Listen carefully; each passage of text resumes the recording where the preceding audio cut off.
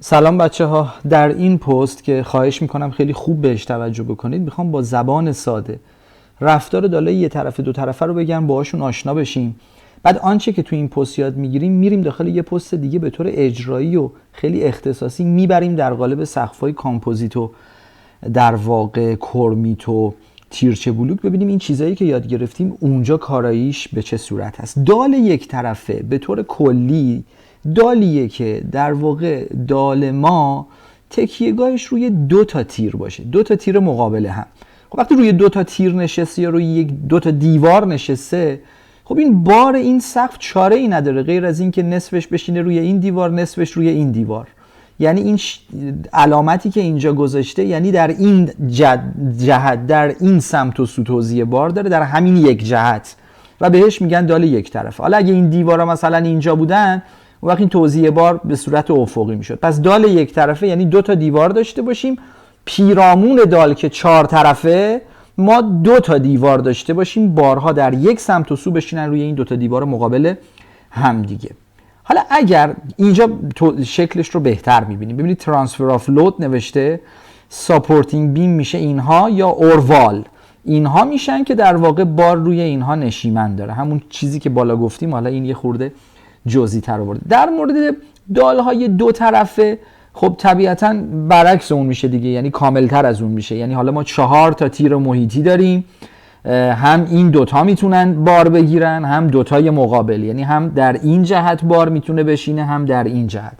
که حالا من یه توضیح تکمیلی اگه بخوام بدم در ارتباط با این داستان، در واقع میتونیم بگیم که اگر ما یک دالی داشته باشیم مثلا به این صورت، من مستطیلی بکشم، روال این شکلیه که بهش میگن معمولا فرم پاکت نامه‌ای، حالا اسمش جالبه. از اینجا 45 درجه، از اینجا 45 درجه، از اینجا 45 درجه، از اینجا 45 درجه. اگه من خط بکشم اینا رو به هم وصل کنم مثل پاکت نامه میشه. این زوزنقه سهم این تیره، این زوزنقه سهم این تیره، مثلثام سهم تیرهای نزدیک خودشون. یعنی عملا ببینید در 4 جهت، یعنی دقیقاً عین همین شکلی که الان اینجا ما داریم، عین این چیزی که اینجا هست، در 4 جهت ما در واقع، حالا بزرگتر از اینه، در 4 جهت ما بارگذاری داریم، در هر دو سمت در واقع، هم در جهت افقی هم در جهت قائم ما بارگذاری داریم. شکلش اینجا کاملتر این هست، همون فرم پاکت نامه‌ای که من خدمتون گفتم.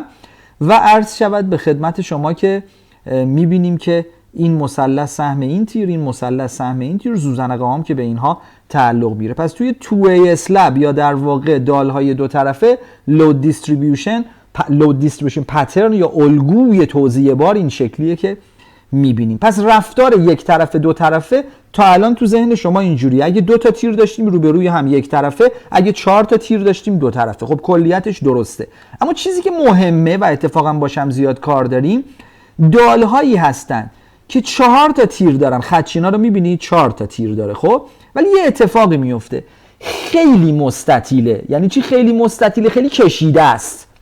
من در قیاس با مربع میگم خیلی کشیده است.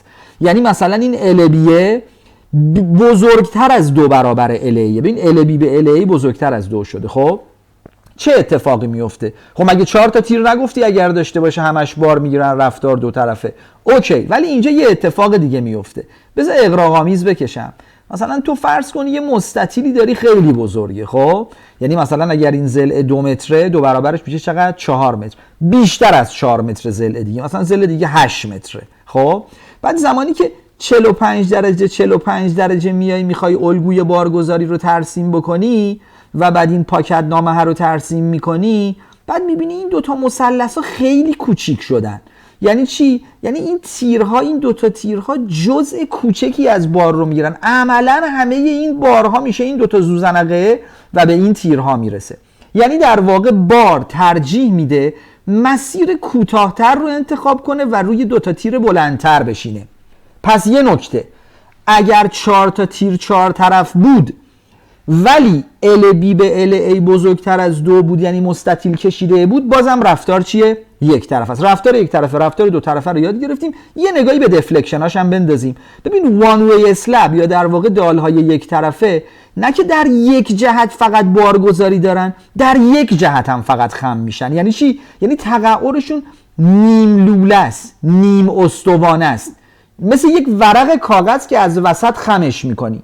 اما در مورد دالهای دو طرفه که هر 4 تا تیر بار میگیرن، در هر دو سمت توزیع بار داریم، در هر دو سمت هم خمش داریم.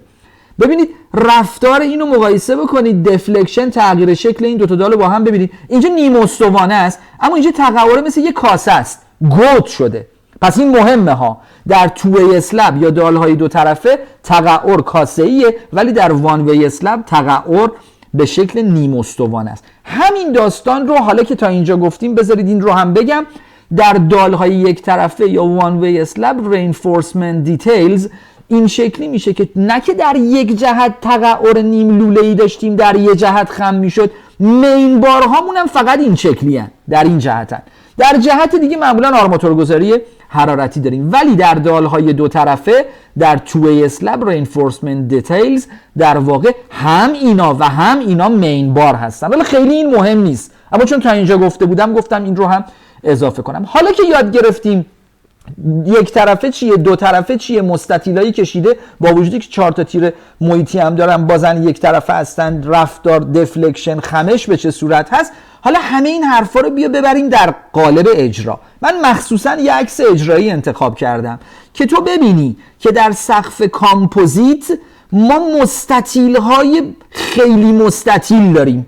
یعنی 2 تا تیری که کنار همن تیر فرعی که بار میگیرن، بینشون یه داله که 4 طرفش تیره. ببین اینجا تیره، اینجا تیره، اینجا تیره، اون تهش هم تیره، ولی مستطیل خیلی کشیده است. مستطیل خیلی کشیده یعنی چی؟ یعنی رفتار یک طرفه. به خاطر همینه که میگن در کامپوزیت ها، در کرمیت ها، در سقف تیرچه بلوک رفتار دال ذاتاً یک طرف است. این تو خودت هم که بکشی رفتار یک طرف است. اصلا چشم بسته تو تا گفت کامپوزیت بگو رفتار یک طرفه. عرش فولادی متالدک رفتار یک طرفه.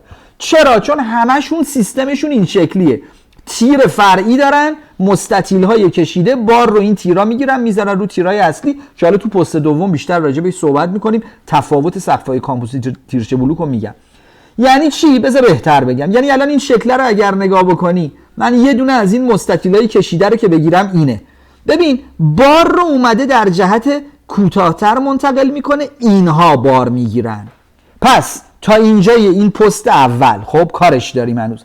پست اول تا اینجا یاد گرفتیم یک طرف دو طرف چیه و یاد گرفتیم که به چه دلیل در سقف‌های کرمیت، تیرچه بلوک، کامپوزیت و کامپوزیت عرش فولادی ما چشم بسته و ذاتاً میتونیم بگیم این سقف‌ها رفتار یک طرفه دارن. ممنونم از شما.